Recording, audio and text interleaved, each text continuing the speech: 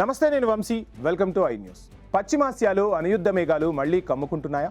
Israel Iran మధ్య జరిగిన 12 రోజుల భీకరపోరులో ధ్వంసమైన అణుకేంద్రాల వద్ద మళ్లీ కదలికలు మొదలయ్యాయా? అవును, ఇప్పుడు ప్రపంచ దేశాలను వణికిస్తున్న వార్త ఇదే.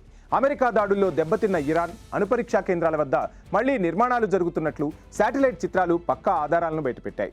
ఇజ్రాయిల్ గగనతల దాడులు, అమెరికా క్షిపణి దాడులు కూడా ఇరాన్ అణుకాంక్షను ఆపలేకపోయాయా?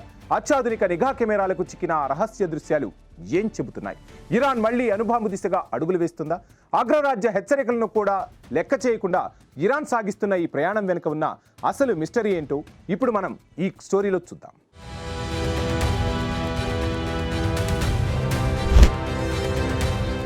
పశ్చిమాసియా రణరంగంలో ఇరాన్ తన పంతాన్ని వేడటం లేదు. అమెరికా, ఇజ్రాయెల్ దేశాలతో జరిగిన 12 రోజుల యుద్ధంలో ఇరాన్కు చెందిన కీలక అణు కేంద్రాలు లక్ష్యంగా దాడులు జరిగిన విషయం తెలిసిందే.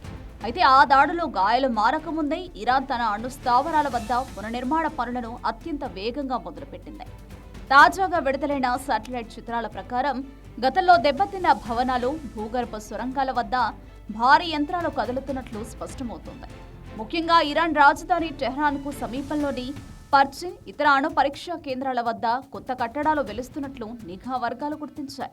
ఈ శాటిలైట్ చిత్రాలు అగ్రరాజ్యం అమెరికాను ఆందోళనకు గురిచేస్తున్నాయి.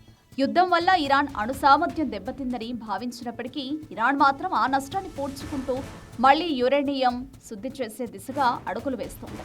యుద్ధ సమయంలో ఇజ్రాయెల్ జరిపిన దాడులు ఇరాన్ అణు ప్రయోగాలను కొన్నేళ్లు వెనక్కి నెట్టాయని నిపుణులు అంచనా వేశారు.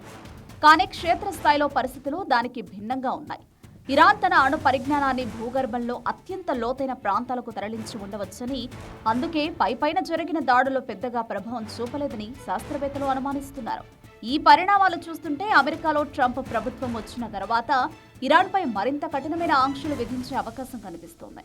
అటు ఇజ్రాయెల్ కూడా ఇరాన్ అణుబాంబు తయారు చేయకుండా ఉండేందుకు మరిన్ని ప్రత్యక్ష దాడులకు సిద్ధమవుతోంది. ఫలితంగా పశ్చిమాసియాలో ఏ క్షణమైన అణు విలయం సంభవించే ప్రమాదం ఉందని విశ్లేషకులు హెచ్చరిస్తున్నారు.